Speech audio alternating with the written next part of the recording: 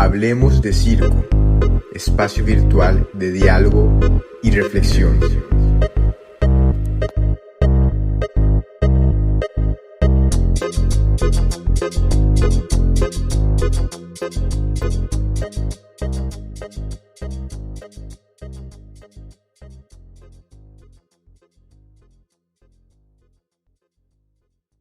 Capítulo 23 del podcast de Hablemos de Circo.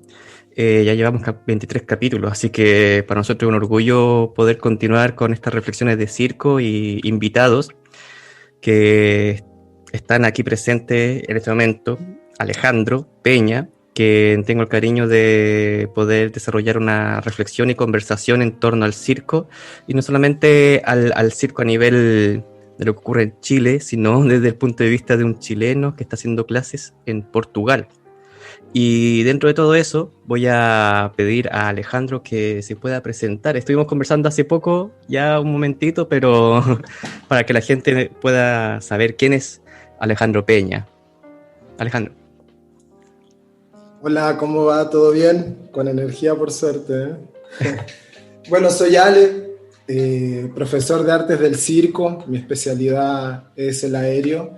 Más con los años, viste, uno se va perfeccionando y va ordenando ahí su metodología de trabajo. Tengo una metodología propia que se llama Metodología del Sol al Aire, que es un entrenamiento profesional para artistas de circo que se quieren desarrollar en las técnicas aéreas. Ha sido un trabajo teórico que he mantenido durante muchos años. Y aquí en Portugal soy profesor de la escuela del Instituto Nacional de Artes do Circo, que pronto he podido tener un súper mega espacio de continuidad para poder desarrollar esa metodología, perfeccionarla y concretarla, ¿viste? Está súper interesante. Después tengo una gran pasión que es la dirección circense. Comencé con eso en Argentina, en Buenos Aires. Tuve la suerte que en Argentina mucho de la educación con relación al acto de dirigir espectáculos, al acto de coreografar espectáculos o mismo del entendimiento filosófico, crítico y social, educativo, son gratuitos. Vos podés tomar muchas aulas gratuitas. Y tuve suerte como de perfeccionarme también con muy buenos maestros y desarrollar una línea de creación en tanto con la dirección como de artista. Me encanta ser artista de circo, me gusta eso de decir Alejandro Peña, artista, director y profesor de circo chileno, como que me enorgullece. Todas estas bases se inician en Chile, en el Circo del Mundo. Específicamente yo todavía me acuerdo lo fascinante que fue para mí ver la primera vez un trapecio. Yo estudiaba en el INBA, en el Instituto Nacional Barros Arana, y de repente llegan dos profesores del Circo del Mundo, el Titán y el Milton, y cuelgan ahí el trapecio. Yo estaba en clase de educación física y miro así como a la diagonal de Dios y veo un trapecio colgando. Y ellos estaban dando clases, ¿viste? Automáticamente y sin entender lo que estaba pasando, yo fui ahí y comencé a preguntarle a los profesores si podía tomar la clase. Pronto, fue el camino que elegí ya tipo a los 16 años. 16. Fue bastante importante para mí el Circo del Mundo y toda la formación que me dio Chile con relación a las facultades del circo, porque primero sí, claro, el Circo del Mundo te marca, ya tú más o menos debes saber que el Circo del Mundo es todavía una gran escuela en Chile. Uh-huh. Y que desarrolla artistas a nivel categoría internacional. Nosotros estábamos envueltos en un proyecto que era el año cero, que era artistas y profesores del extranjero venían a Chile a perfeccionar a esos primeros alumnos armando planes versión Europa. Era súper entretenido, fue súper entretenido ese proceso. Y luego cuando salí del circo comencé como con una carrera más propia, ¿sabes? A formaciones propias de circo. Entré a trabajar Demencia Precoz marca un punto bastante importante a nivel teatro circense en Chile. Y ellos me dieron la energía como para también desarrollar un un concepto artístico propio, ¿sabes? Esto de la búsqueda.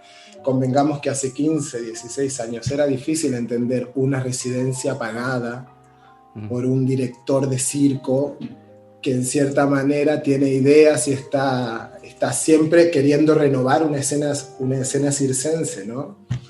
Y entonces te daba esa oportunidad y estaba súper interesante porque vos podías desarrollar realmente ese proceso de ser ex estudiante de circo en una compañía que en ese entonces Demencia tenía una grandiosidad, no sé cómo me sale grandiosidad, una grandiosidad escénica hermosa. Estaba bueno. Y siempre con la necesidad personal de perfeccionamiento entré a escuelas de danza, estudié un toque de perfección de danza clásica en la Chile, o me acuerdo el Espiral, que hablé con Manuela Bunster un día. Le digo, Manuela, ella ni me conocía, yo iba ahí, estaba queriendo empezar a tomar clases de danza, como porque me daba cuenta que el circo me dio unas re herramientas, pero me faltaba esa cosa como de expresar con sentimientos corporales algo que no tenga que ver necesariamente con fuerza, o ocupar tu elongación, o ocupar tu fuerza. Entonces como que me faltaba la transmisión del lenguaje, ¿sabes? Algo más físico. Y entonces fui a hablar, hablé con ella directamente, la secretaria me hizo pasar: hola Manuela, soy Alejandro Peña, ¿cómo va? Quiero estudiar aquí, pero bueno, pronto las posibilidades económicas tampoco estaban dentro del todo. Y ella me dice, bueno, mira, tenemos un curso anual que dura un año, bueno, anual, y si quieres puedes participar en él, y después del año vemos. Y pronto participé, me dio una beca, participé ahí, estuvo súper, era lo que buscaba, ¿sabes? Esa cosa de simplemente danzar por danzar y moverme con técnica, con todo lo que más o menos uno busca. Y también en La Vitrina y en otras partes compañías así que en ese momento estaban marcando tendencia, porque La Vitrina en ese momento era una, no sé cómo será ahora, pero era una compañía de danza contemporánea bastante importante. Convengamos que presentaban espectáculos delante de la Moneda en la terraza esa, que no me sé el nombre, pero... Entonces era una compañía que tenía peso, y por tanto también tenían un lenguaje que era impresionante, para mí en ese entonces, que venía así súper como ajeno a esa cultura de la danza. Eso. Wow. Después de... No sé, perdón. Sí, no, así. Después de todos esos estudios, siempre... No sé si será una característica de nivel país de las personas, los artistas chilenos, pero siempre tenemos la necesidad de un constante aprendizaje, ¿sabes? De una constante evolución. Y siempre me he podido como expresar en ese sentido. Cuando fui a Argentina, después con la necesidad de viajar, de seguir perfeccionándome, porque mi investigación principal cuando yo estaba en la escuela era trabajar a contragravedad, o sea, como tirarme las piruetas, pero sin bajar, o trabajar subiendo el centro de gravedad en el aéreo, que en ese entonces no se veía. En ese entonces estaban las caídas que todas eran hacia abajo, y pronto la desenrolada, bebé en peines. Y entonces me faltaba eso. Con lo de la danza logré ordenar mucho más el proceso, con Demencia, con Circunloquio, con otras compañías circunambulantes, juntarse en la plaza los domingos con los amigos. Logré desarrollar tipo una necesidad urgente de perfeccionamiento en eso. Me fui a Argentina, loco. Yeah.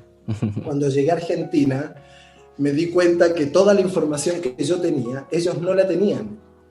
Entonces, de una forma súper inteligente, logré combinar la información que me llegaba y la información que yo ya tenía en mi histórico de vida, y desarrollé ese método de la metodología del sol al aire.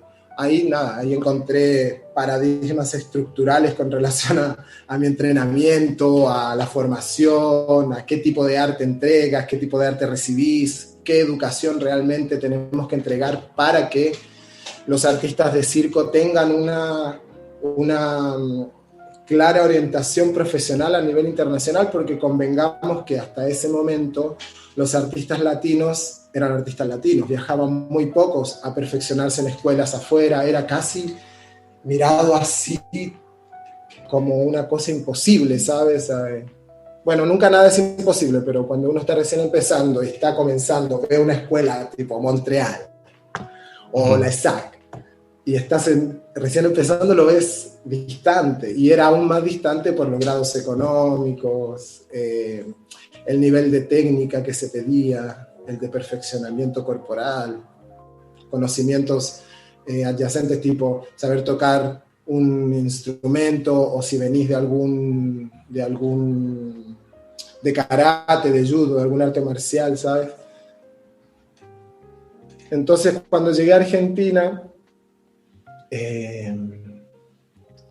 logré desarrollar toda una nueva forma de entrenamiento personal, y por consecuencia dije, loco, aquí pasa algo con la educación, porque no podemos estar dando una educación en que el alumno simplemente vaya y se entretenga haciendo circo como un hobby, porque yo no quiero entrenar a gente que después solo es un hobby. Quiero entrenar profesionales que puedan ir a escuela y audicionar y que tengan posibilidades internacional, tanto como el que estudió en Montreal, como el que estudió en Perú, como el que estudió en Buenos Aires. Entonces, esto fue un foco bastante importante para mí, porque a partir de eso, como el nivel educativo con el que se daban mis clases cambió. Ya había más contenido profesional, ya intenté igualar el lenguaje a nivel Argentina, que sea que todos hablemos el mismo lenguaje, lo que fue súper funcional, porque cuando yo comencé a hacer seminarios, workshop en Argentina, era mismo, no sé, la primera vez que fui al sur, por ejemplo, a Río Gallegos, no había tela. Yo llevé la tela y la colgué, y tuve una alumna, y después al seminario siguiente, de otros 5 meses después, tuve 7, y después tenía alumnas de 30 alumnos por seminario, ¿sabes? Había lugares en los que no existía la palabra circo, tipo así. ¿Qué es el circo? Malabares. El que semaforea. A veces alguien prende fuego en la plaza. Entonces después se comenzó a ver ya, al hacerse más visible, al hacerse más notorio, también empieza a hacerse una demanda, y por consecuencia la gente comienza a investigarlo, y eso desarrolla, no sé, la posibilidad de enseñanza, las posibilidades educativas. Está interesante. Y después de mucho tiempo de estar en Argentina, tipo 10 años, ya teniendo esta estructura pedagógica en mí, escrita, investigada y funcional, también desarrollé otra arista, que es la de artista, de director de circo.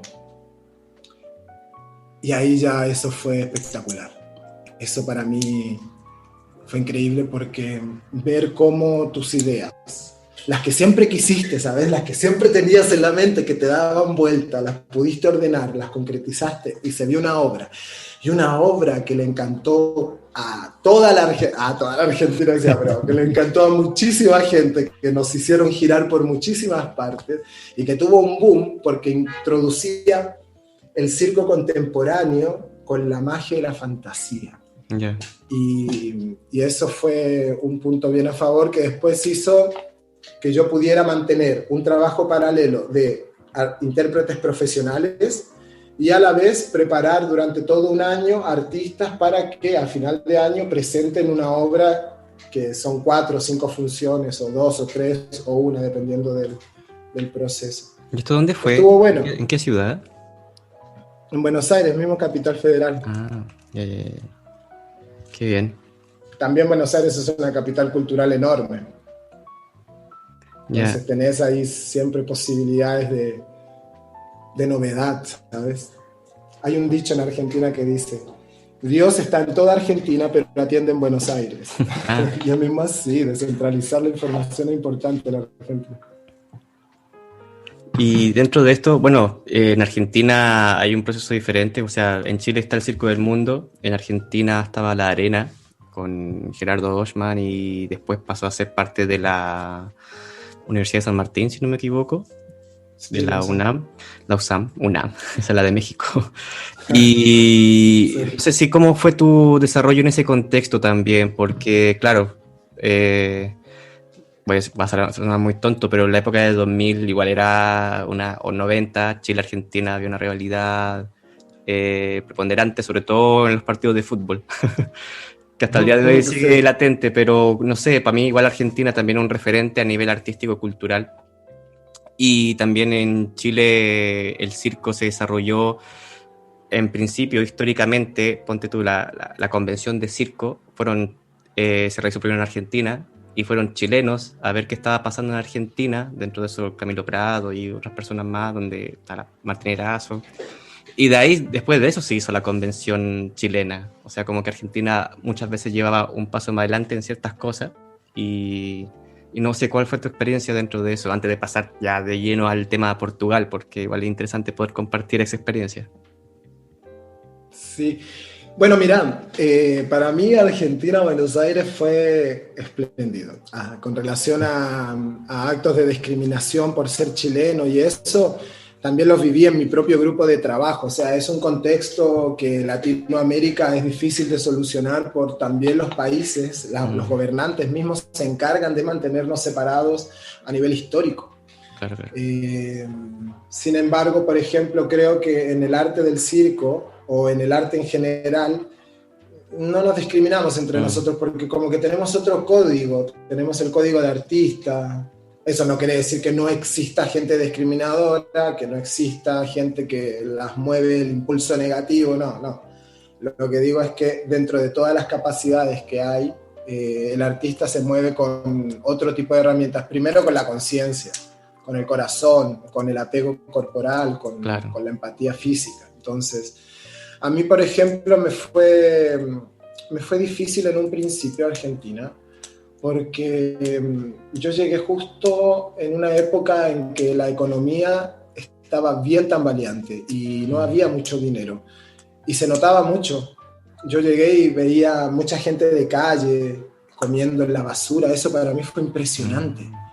Pero fue impresionante. Todavía recuerdo la primera vez que vi a un niño, hermano, sacar comida de la basura y comérsela. Yo quedé así tipo choqueado, ¿sabes? No quiere decir que en Chile no pasa, porque en Chile sí pasa. Lo que pasa es que uno no lo ve, ¿sabes? Está más oculto. Y entonces, eso a mí Argentina me abrió las puertas muy grandemente para poder expresar mi arte, mi proceso. Tuve súper libertad tanto en las posibilidades de creación como en las posibilidades de educación. Y mis 2 primeros años fueron bien difíciles porque yo me fui a estudiar kinesiología a Argentina. Ese fue el objetivo, no era ir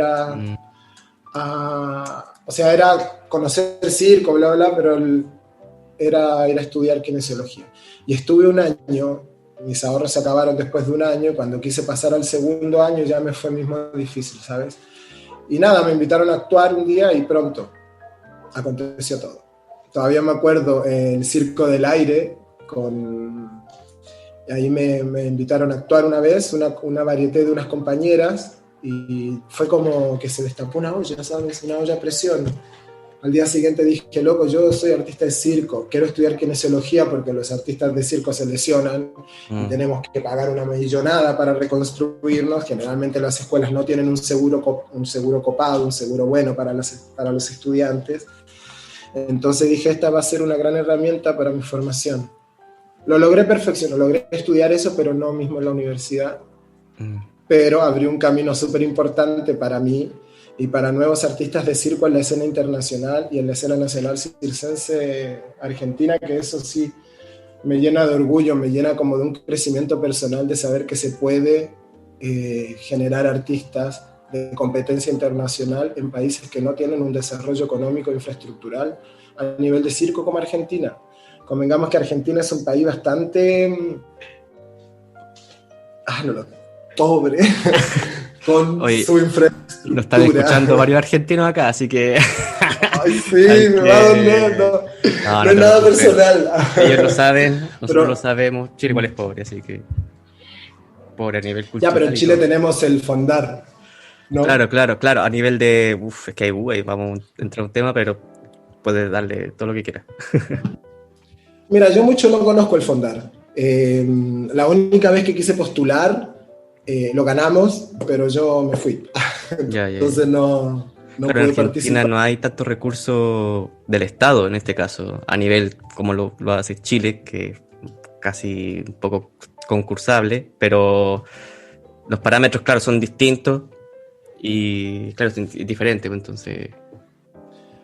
A mí lo que me sorprendió de Argentina cuando llegué es la cantidad de galpones, de espacios independientes con los que se hacía circo. En ese entonces estaba La Arena como único proyecto de formación profesional con Gerardo, y él tenía una escuela que funcionaba, no me recuerdo muy bien cómo funcionaba, eran horarios diferidos, más había muchísimos galpones de circo, espacios de formación. No me sale ninguno en este momento, pero hay muchísimos. Claro, Y los que se siguen creando cada vez, bueno, con esto de los últimos años, de lo que ha acontecido a nivel mundial, muchos de esos galpones se han ido y se han creado otros, y ahora el gobierno sí tiene una cierta ayuda hacia el circo. Tampoco sé mucho porque me fui hace 5 años, entonces no... Ya, o sea, estuviste, bueno, tu inicio en Chile, después 10 años en Argentina, y después de ese proceso te viniste a Europa inmediatamente. ¿Cómo fue ese proceso también, de dejar de lado a los compatriotas argentinos dentro de eso? Bueno, siempre fui desapegado. Primero me fui a Brasil en una tentativa de irme a estudiar a la Escuela Nacional de Circo. Ya. En aquella época que estaba en la Plaza de los Bandeirantes, que era la carpa de circo. Estaba aconteciendo un festival de circo, entonces aprovechamos de ir con una compañía que estábamos viajando en ese entonces, éramos 3, con un espectáculo propio, y teníamos bastantes salas como para actuar, y hablé con el director, directamente le dije, mira, quiero estudiar acá y me gustaría mucho que me diera la oportunidad de estudiar, básicamente. Y él me dice, bueno, mira, no te podemos dar esta oportunidad porque necesitamos ciertas burocracias, que son los papeles, bla, bla, bla, pero te podemos dejar entrenar acá todo el tiempo que quieras y tomar las clases el tiempo que quieras y ta. Entonces yo hice un arreglo con él de ciertas clases y pronto, al mismo tiempo di un par de clases en Crecer y Vivir, que es un proyecto de circo social que hay ahí. Me interesó. A mí el circo social siempre me llamó la atención. Siempre me pareció un proyecto de vida coherente con lo que también a mí se me dio, ¿no? Pero lo que no me gusta del circo social es cómo se trabaja el formato selectivo, porque dentro de todo también es un formato selectivo. Entonces, traté de ir a Brasil pensando que podía entender el otro tipo de circo social que tenían en Brasil, y claro, son realidades absolutamente diferentes. Cuando fui a Argentina me di cuenta del circo social. Yo trabajaba en un lugar que se llama Madres del Pueblo, que es financiado por la iglesia, en Villa Lugano 1, que es una villa súper pobre, y hacíamos circo. Y los niños, me recuerdo que el primer año, las primeras clases se peleaban, se escupían, se quitaban las cosas. Y bueno, el segundo año se ayudaban a hacer las paradas de manos, terminaron con un espectáculo. Muchos de ellos continúan haciendo circo. Entonces creo que el circo social fue también una herramienta grande para mí decidir cambiarme de país con relación a eso. Intenté también, fui a Paraguay dentro de una gira que armamos con esta compañía, proyecto de circo social e igualación del lenguaje a nivel latinoamericano. Y Paraguay estuvo súper hermoso, no había circo básicamente, estaba la convención de circo, ayudamos a la primera convención de circo, ayudamos a la segunda, y luego pronto ya, es que las necesidades siempre eran diferentes, yo siempre tenía esa necesidad de actuar, de formarme, de seguir en eso. Pronto Uruguay me ayudó también bastante. Y entonces en un momento después en Argentina dije, ya casi 11 años viviendo aquí, tiene que llegar un momento en el que tú puedas, como que ya está todo hecho, ¿sabes? Llega un momento en que tu estabilidad es tal y tu sentimiento de confortabilidad es tal que ya no necesitas ciertos paradigmas en tu vida o ciertas, no sé, no necesitas muchas cosas y simplemente te das cuenta que estás en un lugar de confort y de tranquilidad. Entonces, mi sueño siempre fue venir a Europa a dar clases como profesor en una escuela de circo internacional y tuve la re suerte de que pegué onda con un director de circo que le encantó mi trabajo pedagógico y un día nos llamamos y me dice, mira, nos encanta tu trabajo, venite acá que tenemos un lugar para ti y ya. Y vine con toda la magia, con toda la energía. Y fue hermoso porque, como te decía recién, logré desarrollar y terminar de cerrar todas esas dudas metodológicas, porque si bien tuve alumnos durante muchísimos, por ejemplo, tuve 5 alumnos que siempre los recuerdo durante 4 años seguidos, que son alumnos, ahora son profesores y marcan tendencia y bla, bla, bla. Entonces llegar aquí y tener alumnos realmente durante un proceso de 2 años, o de 1 año, o de 3, dependiendo del curso, y lograr desarrollar toda tu máximo potencial pedagógico en la creación de nuevos planteamientos pedagógicos es súper importante porque te da la oportunidad de marcar nuevas ideas con relación a la pedagogía. No solo es ir y hacer un abdominal, o no solo es ir y ser el mejor en lo que haces, sino con objetivos un poco más reales con relación a los desafíos, con relación a tu entrega también. Es súper desgastante ser profesor de circo. Claro. Pero... Perdón. Pero quería saber, ¿esta persona que te llamó era ya estaba la INAC desarrollada? O sea, como la escuela de circo.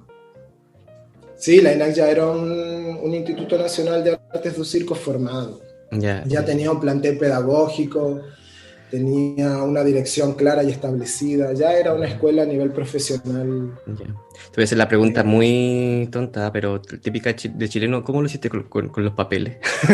Porque ahí donde está el secreto de, porque algunos se casan, otros son estudiantes, forever, y otros tienen contrato de trabajo. Entonces, si nos puedes contar también cómo fue el proceso ahí.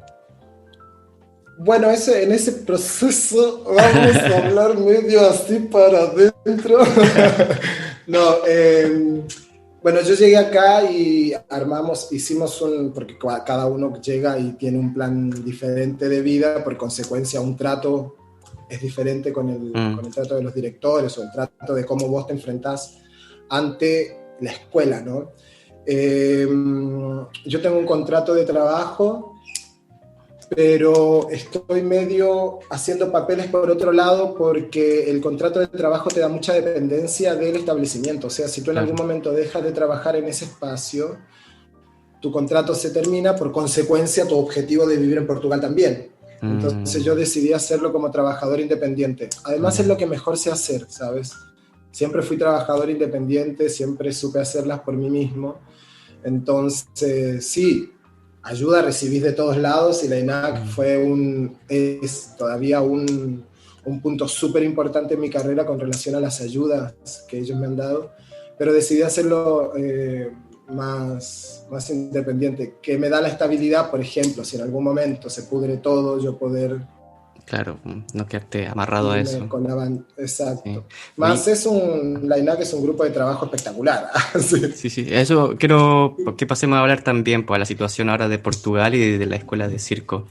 Porque, bueno, para las personas que nos están escuchando, ya hicimos la introducción que Alejandro está de profesor en la escuela INAC en Portugal.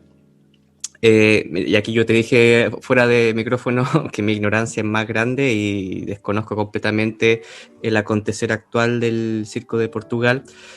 Había escuchado sobre la escuela de circo, tú hiciste un recorrido hace poco, pero también para las personas que nos puedan escuchar, porque la situación tanto de Portugal en cierta manera se parece a la de España o se parece a la de Chile o la de Francia, o sea, ahí donde yo quiero que tú me hagas el recorrido también, porque la gente no tiene ni idea, o yo aquí hablo a nivel personal, peco de ignorante, entonces quiero que también me pueda ampliar también este conocimiento. ¿Por qué lo digo? Porque una amiga querida, que le mando saludos, que Romina, estaba de estudiante ahí en Portugal, entonces ella decidió estar ahí, entonces es por lo mismo, entonces uno quiere llenarse de conocimiento y también al mismo tiempo dar publicidad a la escuela de circo. No es malo, no es malo. No, totalmente, gracias. Bueno, la escuela de... Bueno, convengamos que actualmente Portugal tiene 3 escuelas y tiene también espacios de formación en diferentes regiones de Portugal. Y como es un país chiquitito, dentro de todo se conocen y los artistas se conocen y es súper importante. Y tenemos 3 escuelas. Está la primera escuela que se formó, que fue Chapitó, que es en Lisboa, con Teresa Ricou, que es como una súper mega payasa, súper importante. Marcó historia a nivel payasa. Después está Salto Circus School y la INAC. Dentro de las 3, cada una tiene su propia línea pedagógica. Por ejemplo, Chapitó es una escuela en la que hasta 18 años, y es donde tú te formas como con otras, o sea, vas a la escuela y después tienes un arte, puedes elegir teatro, circo, danza, textil.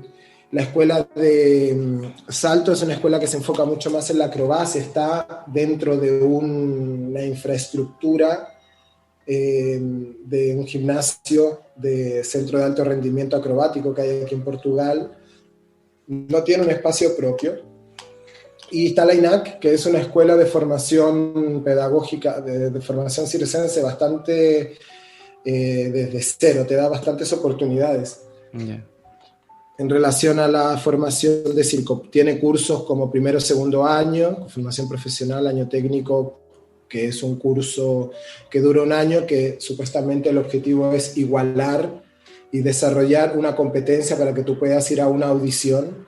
Está tercer año, que es un año creativo, donde tú desarrollas tu proyecto personal en torno a una obra, ¿no? Te enseñan a cómo hacer el marketing, cómo hacer la publicidad, clases de producción, de sonido, de luz. Te preparan como para una escena más espectacular. Y está el grupo AAC, que es clases de esto mismo, como lo que pasa en Chapitó, clases de escuela normal y después se orientan en un arte, que en este caso los chicos eligen circo, ¿no? Qué bien. A nivel circo, Portugal, ¿da para hablar de eso? Sí, queremos saber, porque yo había leído anteriormente que Portugal en un momento era un referente, pero mira, te confieso, así dentro de mi círculo poco se habla, o sea, no se habla ni de Chile, por ejemplo, que dicen, no, los artistas chilenos son buenos, en gran mayoría, bueno, malabaristas, pero no se saben los nombres de las escuelas, hay muy pocos centros de formación. En España, donde yo habito, aquí en Barcelona, pocas veces se habla de Carampa, pocas veces se habla del CAO en Granada, o de País Vasco, que hace poco está haciendo un buen trabajo también, o de las federaciones de circo. Pecamos de estar en una burbujita cerrado, entonces yo creo que es necesario también que tú nos puedas ampliar desde tu perspectiva y tu mirada también cómo está Portugal con el circo. Bueno, mira, te voy a hablar como de 2 puntos. Cuando llegué, y ante pandemia y después post pandemia. Ya, porque perfecto. hay un cambio ahí bastante importante. Mira, cuando yo llegué a Portugal, antes de llegar a Portugal hice una investigación de cómo iba a ser el circo, me di cuenta que había poquito circo. Y pronto cuando llegué acá lo corroboré, había poco circo, había una de las grandes familias que se llama los Cardinali, que ellos tienen un circo tradicional. Convengamos que el concepto circo tradicional es discutible, ¿no? Sí. Entonces vamos a hablar de que tradición porque siguen el concepto de la purpurina, el brillo y el concepto familiar de circo. O sea, en ese lado vamos a hablar de esa tradición circense de la que uno ve cuando uno se imagina el circo. Eran uno de los circos más grandes de Portugal, tuvieron mucha importancia dentro de Portugal, pero Portugal avanza, Portugal crea nuevas referencias de circo, nuevas escuelas, nuevos espacios de circo, salen artistas a estudiar afuera, a escuelas de Francia, de Bélgica, vuelven con otra idea de circo, entonces empiezan a hacer muy pequeñamente el circo contemporáneo. En ese momento está Portugal. Está traspasando una línea ideológica etaria, por así decirlo, desde ese circo que es luces, brillo y espectacularidad circense para crear un circo con historia. Ahora los Cardinali, por ejemplo, están haciendo una publicidad de que ellos están incorporando artistas de nuevo circo al concepto de circo de ellos. Entonces el show está dividido en dos, el circo tradicional, la primera parte, y el circo contemporáneo en la segunda. A nivel circo, la INAC, por ejemplo, marcó un punto de nacimiento trascendental en Portugal, que fue, crean la INAC y después crean un proyecto de festival que se llama Cúpula Circus Village, que es durante 10 días la producción de la INAC, del festival, se toma un pueblo que es Arcoselo, y durante 10 días se hacen talleres, funciones gratuitas, se hacen conversaciones de circo, se muestran trabajos de exalumnos, se muestran trabajos de alumnos actuales, se muestran trabajos de profesionales. Entonces esa es una ventana enorme porque hace que por primera vez artistas de circo de todas las generaciones y de todas las disciplinas se unan y logren también estar dentro de un festival contenido, ¿sabes? Entonces hace un marco de desarrollo bastante importante a nivel personal. El primer año el festival no fue así del todo espectacular. Fue un festival que, si bien tenía mucho presupuesto y tenía mucho arte en sí, no llegó a abarcar tanta gente. El segundo fue mismo espectacular. Gente, personas diferentes, con nuevas ideas. Entonces fue espectacular. Y bueno, el circo está en ese momento aquí. Está en un momento de crecimiento. Está en un momento de crecimiento intelectual, de crecimiento infraestructural, de crecimiento artístico. Y nosotros somos parte de esa historia, de ese crecimiento. Somos directamente los agentes de cambio de la creación de la historia, porque como es un circo, primero es un país pequeño, segundo tiene raíces de crecimiento de circo muy pequeñas y con relación a los otros países que han ayudado políticamente a sus artistas, económicamente y todo, Portugal no. Entonces ha creado también una cierta diferencia, brecha entre países más desarrollados del circo como Francia, que ya casi es un patrimonio cultural, aquí que está recién empezando, ¿sabes? La gente todavía se sorprende cuando ven malabaristas en la calle. Se quedan a mirar así, como extasiados, ¿sabes? Entonces, claro, nosotros marcamos historia porque estamos en un momento en que Portugal está creciendo a su nivel de circo. Y nuestras bases y nuestra historia de vida es completamente proporcional a lo que está pasando acá, el cómo nace y con qué fuerza nace, porque no es lo mismo nacer en una institución top a hacer circo en una plaza, ¿no? Por más diferencias que se tengan, el que nace arriba se va a mantener durante mucho más tiempo porque va a tener recursos y ayudas para que eso suceda, como las escuelas de circo, ¿no? Que están ahora actualmente. Y ahora, claro, lo dividimos en dos partes, antes del COVID y ahora después del COVID. Y bueno, te actualizo un poco también a la gente que nos escucha, que hace poco estuvimos con la gente de la Escuela Nacional de Circo de Brasil, que estaban con una crisis tremenda, que ahora está llegando a buen puerto, están con arreglo y cosas así. En Chile volvieron a estar en cuarentena. no sé por qué en España no pasa nada. Yo siento que va a pasar algo después de las vacaciones de Semana Santa, o va a quedar el caos y el quiebre, pero porque aquí no pasa nada. Y así, Francia, teatro cerrado, se lo están ocupando. Y al mismo tiempo, me gustaría saber cómo está Portugal dentro de esto, dentro del contexto. Mira, empieza la pandemia por ahí por marzo, ¿no? O sea, ya comenzó antes, pero llega a Portugal las primeras informaciones de que hay países que están cerrando fronteras por esto del COVID-19 y que España cierra fronteras. No, España todavía no había cerrado fronteras y acá en Portugal se detecta un caso de alguien contagiado. Un caso, se cierra frontera automáticamente. Se cierra frontera y se hace cuarentena. Una cuarentena súper respetuosa, hermano. O sea, durante 2 meses, casi 3 en algunos casos, realmente no se salía a la calle. Se salía, yo iba a comprar al supermercado y volvía casi corriendo, ¿sabes? Ya, claro. Y la gente lo respetó, se hicieron todo, digamos, como tenía que hacerse con el orden. Los portugueses son muy respetuosos con el orden de reglas porque las multas son muy caras en un país pobre. Entonces son súper respetuosos.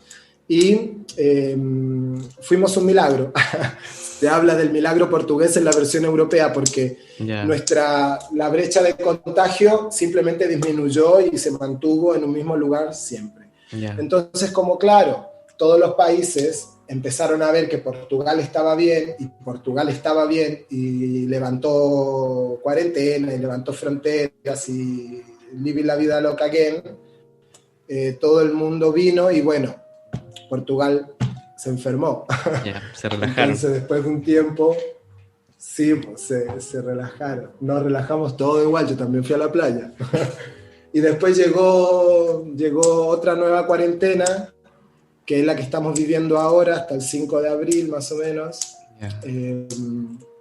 Ya esta cuarentena sí es una cuarentena que tiene menos peso que la anterior. Sin embargo, nivel peso, digo, en el miedo que instauraron en las personas, ¿sabes? Ahora tiene un peso a nivel económico, porque Portugal dentro de todo no puede darse el lujo que tiene Francia o Alemania con relación a cerramos todo, el gobierno inyecta dinero y se soluciona todo. Es un gobierno que está un toque más atrasado en ese tipo de recursos, entonces ha sido bien difícil. Y ahora para los artistas de circo, hermano, imagínate, de repente de tener un país que está en flor de crecimiento, con festivales en cada una de las localidades, con escuelas de circo que están repletas de alumnos generando buenos niveles, ingresos económicos para los circos que son de familia. De repente te cierran todo eso, te quedas sin festival, te quedas sin clases, te quedas sin un montón de recursos directos que tenías. Simplemente te los sacan y el gobierno no se hace cargo de eso, porque muchos de los artistas de circo que están acá no tienen o inicio de actividades económicas preparadas o no tienen una institución que los avale y los pueda cuidar, ¿entendés? Yo tuve suerte y mi equipo de trabajo tuvo mucha suerte porque nuestra escuela mantuvo su palabra de bienestar educativo con relación a los profesores, entonces seguimos cobrando, seguimos trabajando audio, ¿cómo se dice visualmente? Por internet. Virtual, ¿no? Online. Clase virtual, online. Sí. Estuvimos ahí trabajando, entonces también logramos mantener... ¿Qué es lo que pasa también? Eso afecta a los procesos, porque los alumnos que tenían que preparar sus espectáculos de segundo año se ven medio dificultados por razones obvias, que no son por razones de escuela, sino son por razones de salud mundial.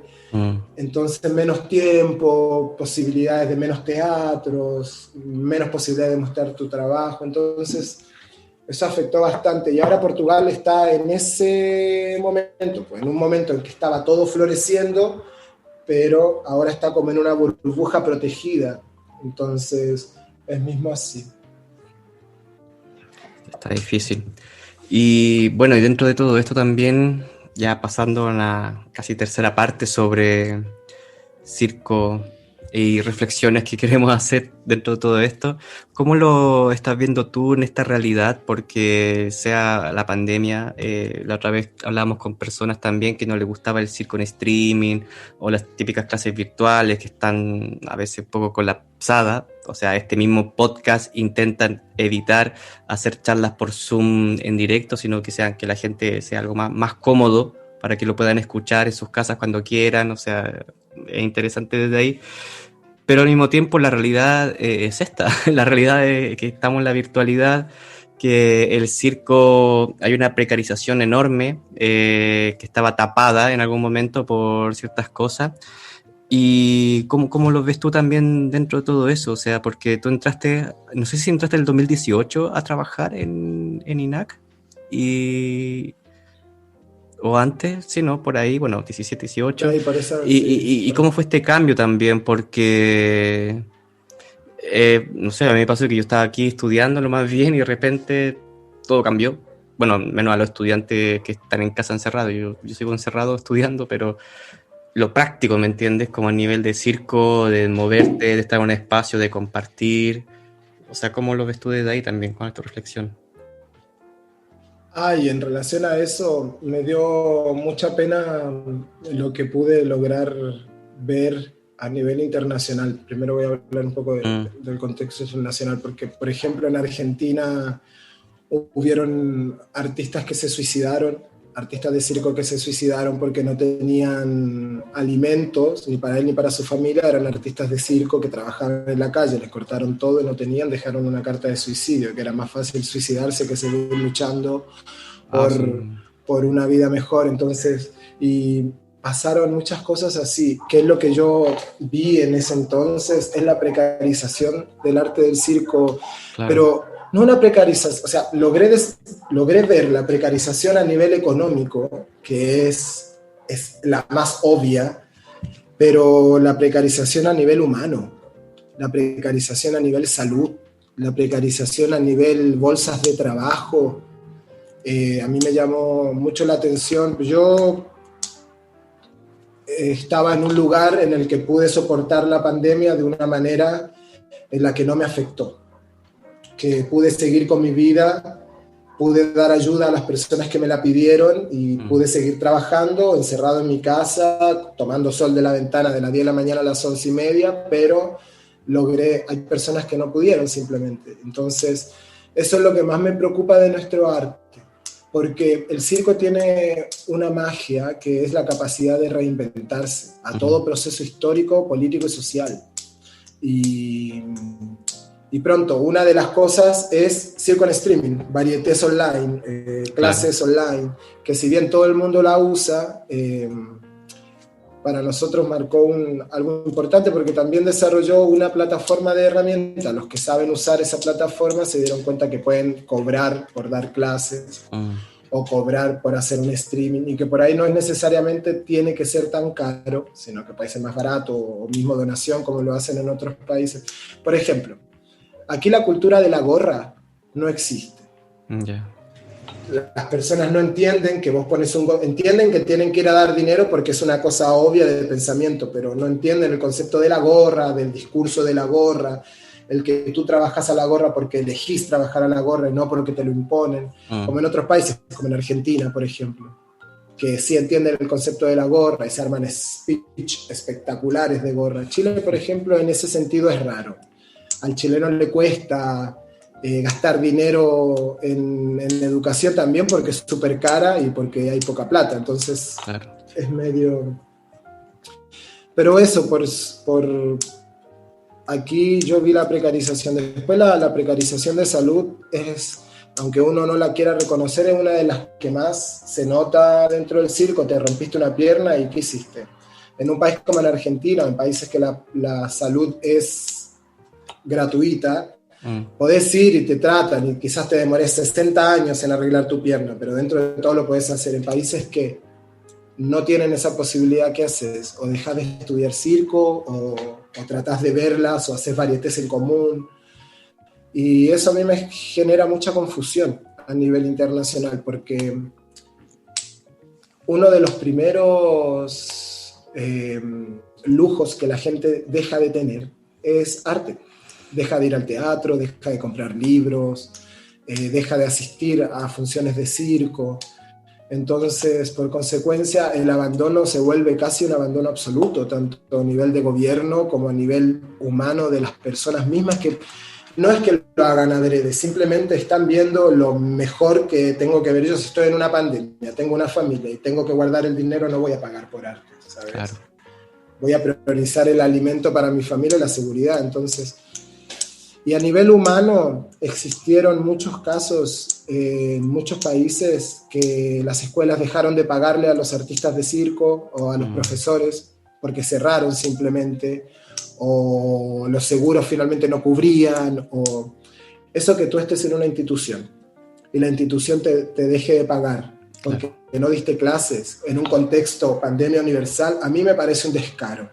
Y me parece que nosotros, como artistas de circo, profesores y formadores, tenemos que replantearnos eso. Si nosotros le vamos a dar nuestra energía pedagógica a un proyecto que cuando nos puede abandonar, nos suelta la mano y nos deja a la deriva, porque entonces, ¿cuál realmente es el valor que tú le das a tu enseñanza y cuál es el valor que te dan a ti como profesor en una epidemia así, ¿sabes?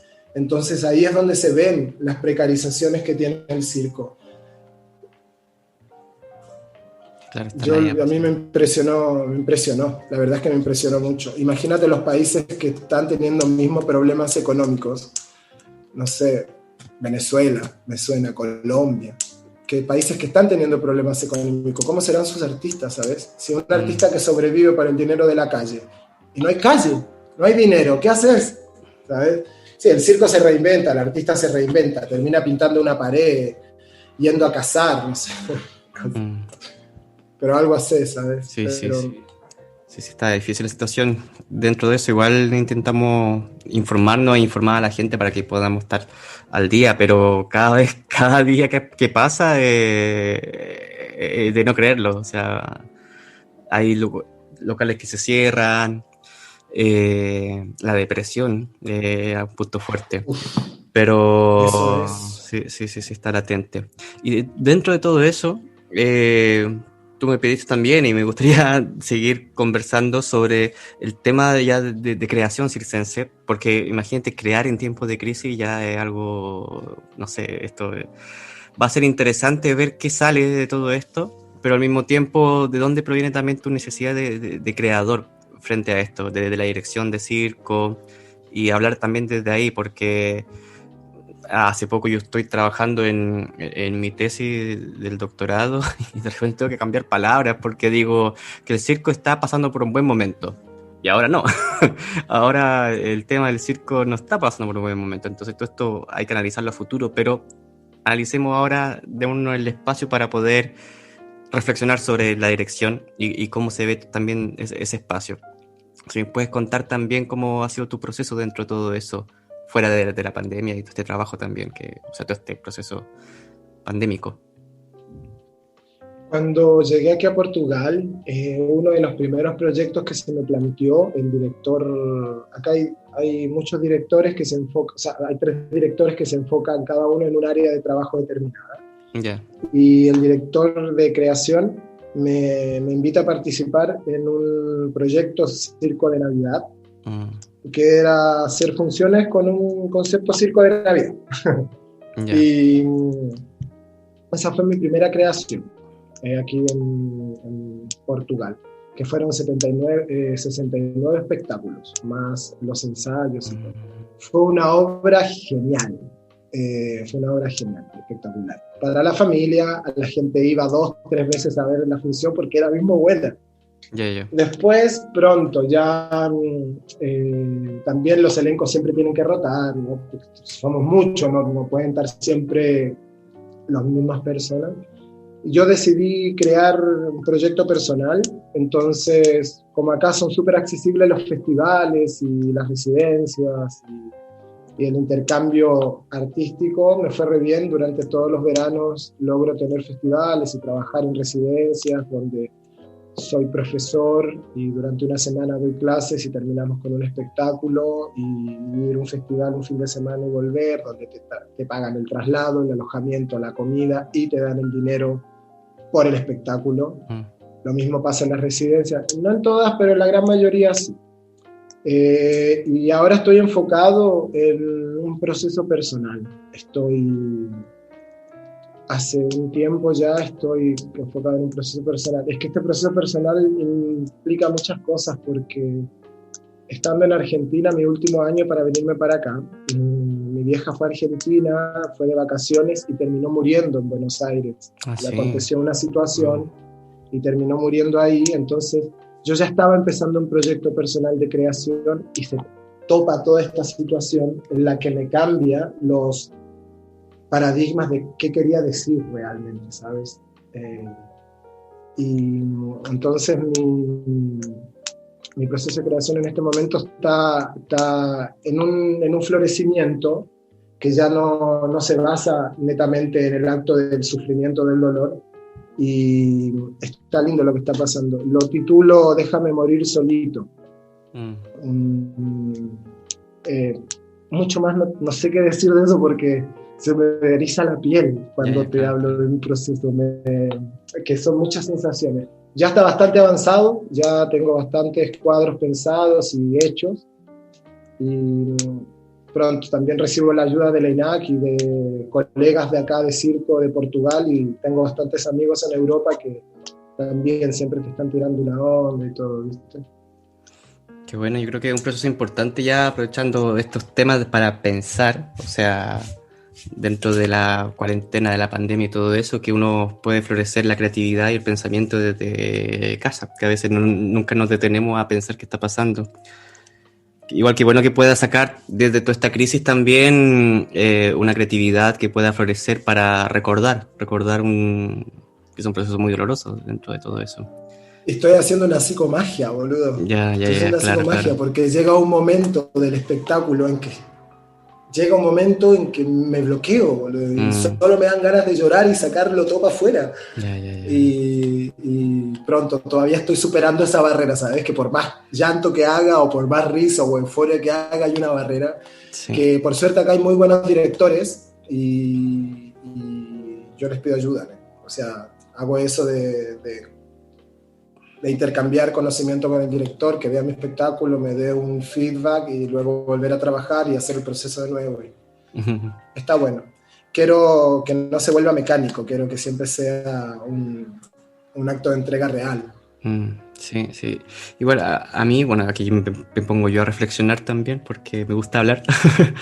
Me acuerdo de una profesora de dramaturgia que tuve en el máster que hablaba que era un poco difícil y quizás frágil abrir estos temas, porque cuando se toman a veces muy personales quedan dentro de lo muy personal.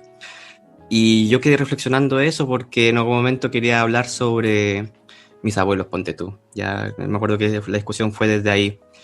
Y ella no quería que yo hablara de mis abuelos si no hubiera ocurrido algo real dentro de eso, si no lo estaba inventando. Como que ella quería de cierta manera que tuviera una presencia personal, pero al mismo tiempo universal. Como que esto pudiera trascender a todo.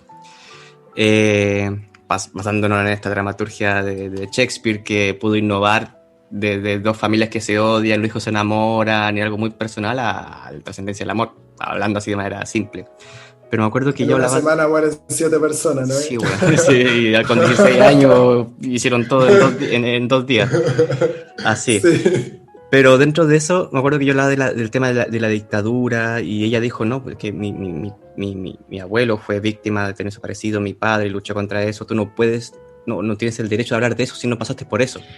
O sea, dentro de sus palabras, que muy mal recuerdo, a Victoria Spunber, una dramaturga famosa acá en Barcelona, genial, increíble ella, pero me hizo reflexionar porque la dramaturgia de creación en ese momento es frágil por la vivencia, porque uno de repente confunde muchos parámetros, como que exagera, yo exagero todo mi espíritu chileno cuando estoy acá afuera, como que lo idolatro y después vuelvo a Chile y me doy cuenta que no era tan así la situación, pero al mismo tiempo ocurre al revés también, uno como ve Europa desde un momento hasta que está acá y te das cuenta que el momento de de ver cómo es la realidad a nivel de creaciones diferente. ¿A qué voy con eso?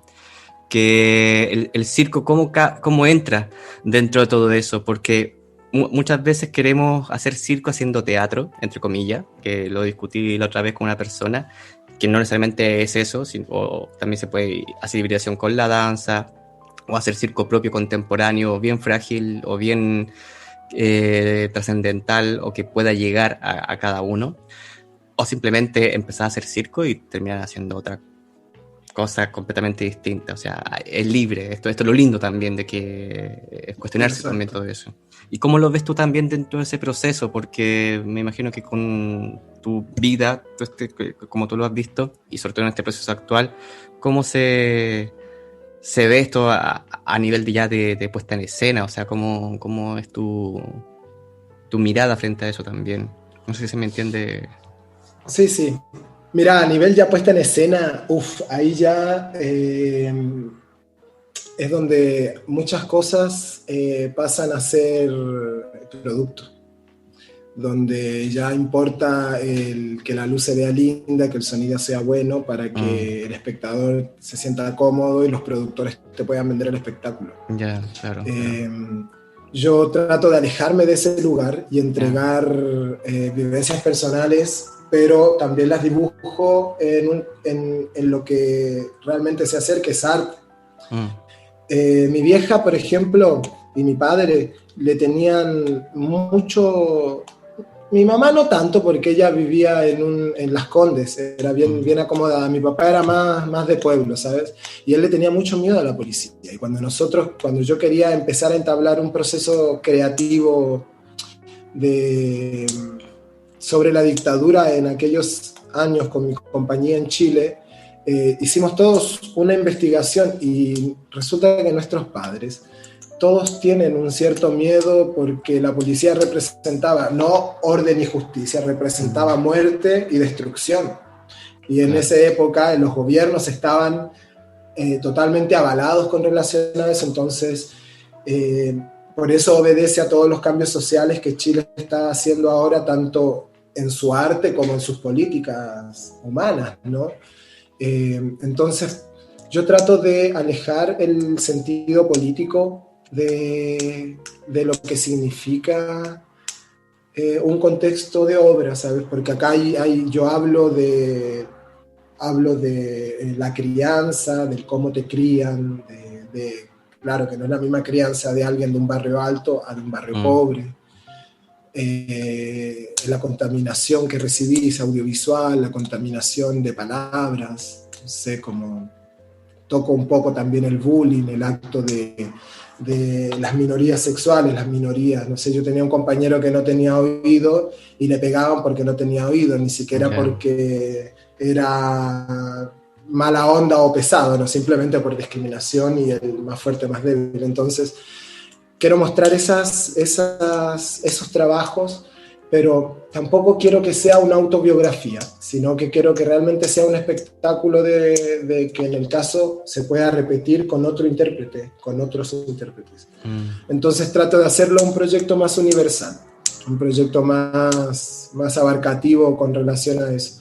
Por ejemplo, a mí en el momento de la creación, cuando vos creás, te dejas llevar.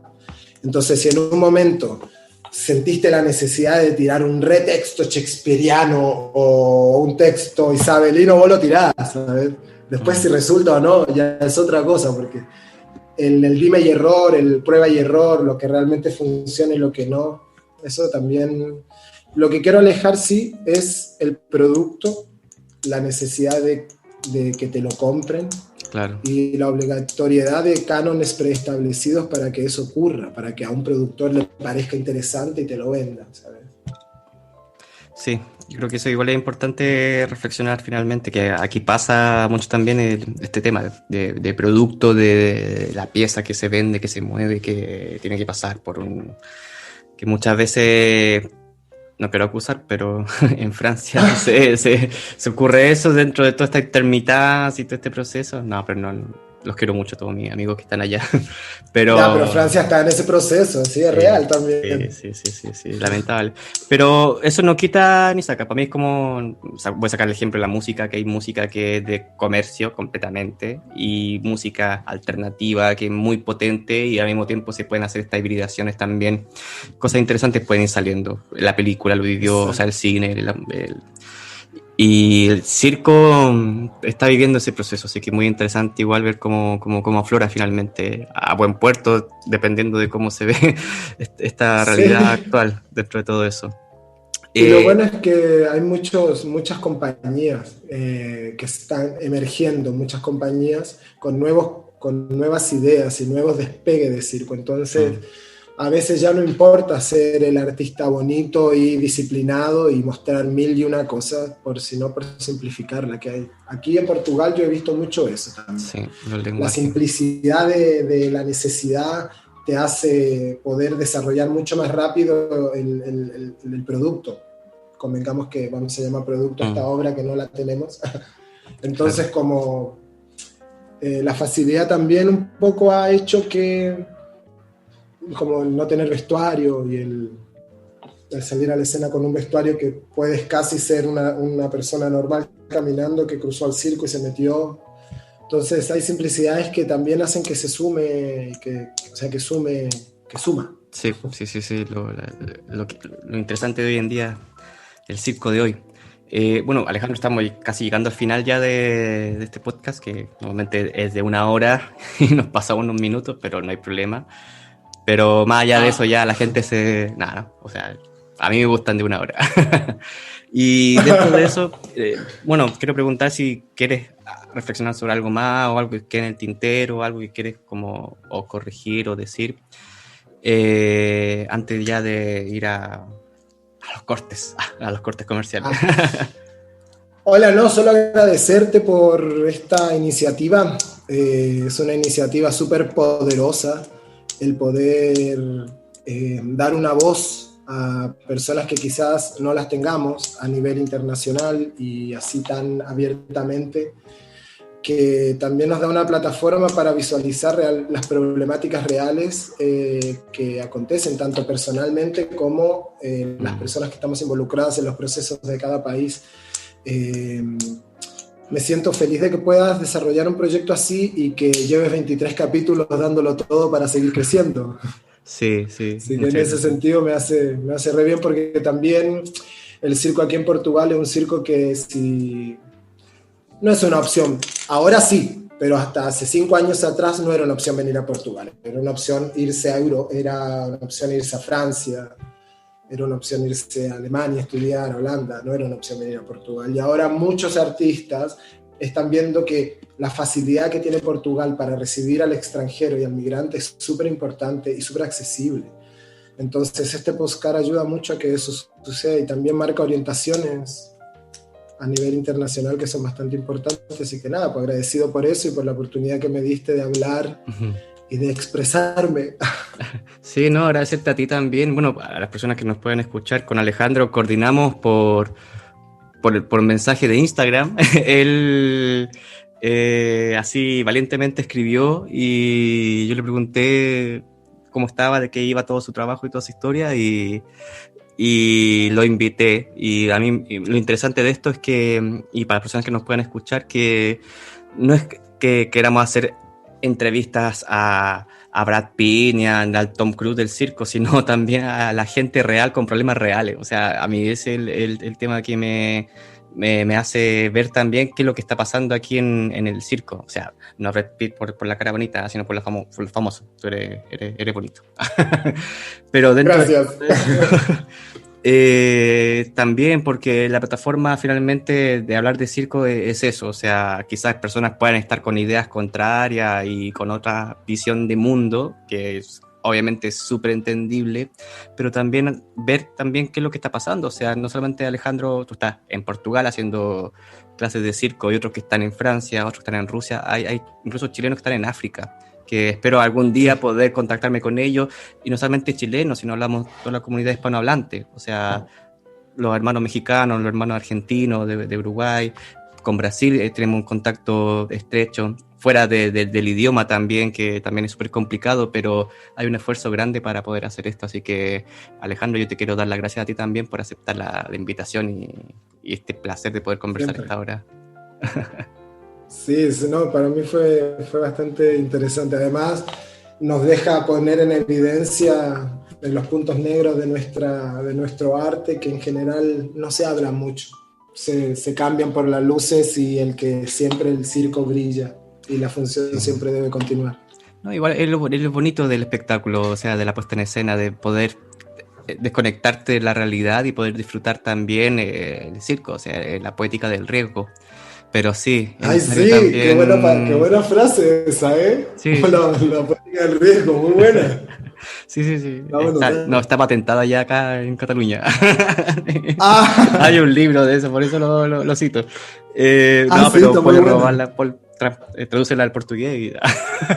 Ah. Y no, pero eso, así que darte las gracias. A la gente que nos está escuchando, también agradecer a la gente que ha escribe que gente que está muy contenta que sobre este podcast. Ojalá pudiéramos llegar a más personas, pero esto poco a poco, no hay ilusiones tampoco.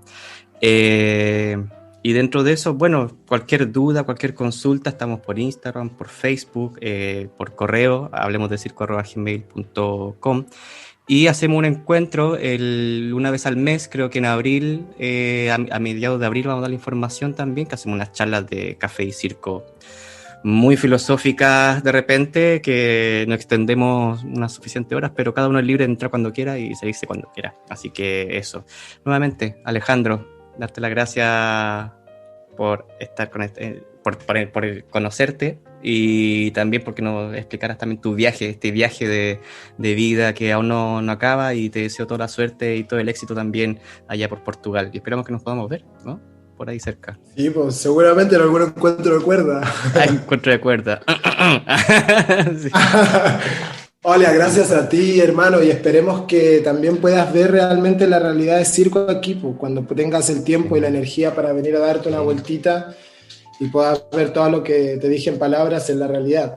Genial. Y sería un buen capítulo de podcast por allá. Genial. Sí, pues. Genial. Bueno, Alejandro, que esté muy bien. Cuídate y voy a detener ahora la grabación. Chao, Muchas chao. gracias, hermano. Éxito.